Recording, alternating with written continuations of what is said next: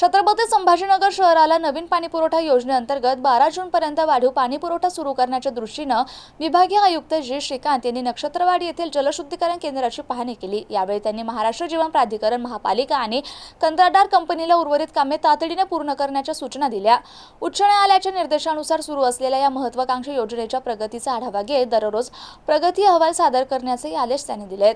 छत्रपती संभाजीनगरच्या नवीन पाणीपुरवठा योजनेची विभागीय आयुक्त जी श्रीकांत यांनी प्रत्यक्ष पाहणी केली। नक्षत्रवाडी येथील 392 दशलक्ष लिटर क्षमतेच्या जलशुद्धीकरण केंद्रात सुरू असलेल्या पाणी शुद्धीकरण प्रक्रियेची त्यांनी माहिती घेतली। एरिएशन, क्लेरिनेशन आणि फिल्ट्रेशन प्रकल्पाची तपासणी करण्यात आली। शहराला 12 जूनपर्यंत वाढीव पाणीपुरवठा सुरू करण्याचा उच्च न्यायालयाचे निर्देश असल्याने उर्वरित कामे जलद गतीने पूर्ण करण्याचे आदेश संबंधित यंत्रणांना देण्यात आले।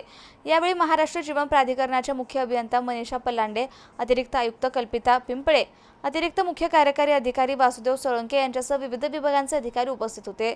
दररोज कामांचा आढावा घेऊन प्रगती अहवाल सादर करण्याच्या सूचनाही विभागीय आयुक्तांनी दिल्या।